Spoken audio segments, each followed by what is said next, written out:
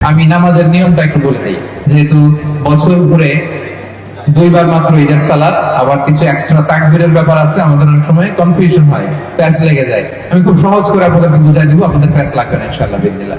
ঈদের এই যে 2 রাকাত নামাজ, এটা পড়া হচ্ছে ওয়াজিব হানাফি মাযহাব অনুযায়ী, আমরা এখনই আদায় করব ইনশাআল্লাহ। তো এই 2 রাকাত নামাজে এক্সট্রা 6টা তাকবীর দিতে হয়। কয়টা? 6টা।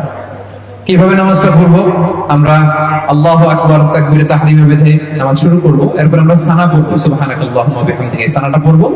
এই সানা পড়ার পরে আমরা 3টা অতিরিক্ত তাকবীর দিব প্রথম রাকাতে। হ্যাঁ, এই দেখেন আমার দিকে তাকান, আল্লাহু আকবার বলে হাত ছেড়ে দিব, আল্লাহু আকবার বলে হাত ছেড়ে দিব, আল্লাহু আকবার বলে হাত বেঁধে ফেলবো। 3টা অতিরিক্ত হয়ে গেল।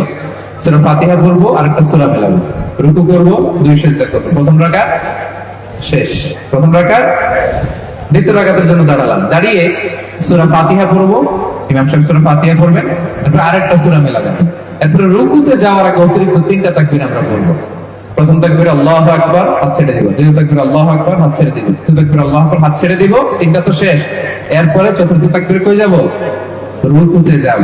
রুকু, তারপরে 2 সিজদা, এরপরে আমাদের নামাজ শেষ। আমরা নামাজের পরে তাকবীর পড়বো, এরপরে সবাই খুতবা শুনে দোয়া করে আমরা একসাথে বিদায় নিব ইনশাআল্লাহ। পড়েন।